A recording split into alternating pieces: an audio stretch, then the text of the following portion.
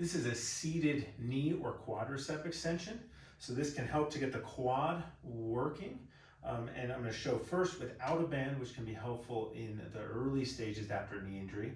And then I'm going to show adding a mini band. So hopefully at home you can do this sitting on a sturdy table, on a countertop. It is helpful if your feet are dangling. So the first one, I find that this feels a little bit better just kind of cupping my thigh with my hands. Okay, but that's up to you. For me, it's just a comfort thing. And so the whole exercise is I'm going to slowly straighten my knee as much as I can, try and squeeze the quad, and come back down with control. Squeeze, back down with control. As I straighten the leg, I like to keep my ankle relaxed or even point the toe a little bit. If I pull my toes back towards my nose, for some people that can be uncomfortable in the back of their leg. It's creating what's called nerve tension in this position.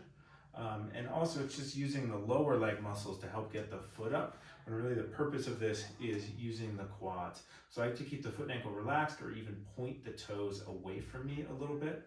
That relieves some of what's called nerve tension, as well as focuses work on the quad. So often this is where we start, just unweighted, getting the knee straight, slowly coming back down. We want to really control that. If you're ready to add some resistance, there's various ways to do that. One that we can do in this exercise is I can take a band and I'm going to slip the band just around my ankles. So the working leg, it's going to be the same one, my right side. My left leg, I'm going to pull that in. If you're sitting on a countertop, you want to hold your heel against the cabinetry below you, or I have this open table, so I'm just going to pull that back so it's right at 90 degrees. Other than that, this exercise is going to be the same. I'm going to then kick, okay, and back down. Depending on your leg length, how tall you are, sometimes this band can kind of slide up the leg a bit. Usually it's just fine. If you need to, you can kind of put that band a little bit more around your foot and kind of hook your heel on there. I find that usually that's definitely more challenging. So that can be, but that requires me to pull my toes back towards me. For some people that might be not the most comfortable. So for most people, just having it around the ankle is just fine. It'll slide up a little bit, but I'm still gonna get an increase in tension, increase in work through the quad here.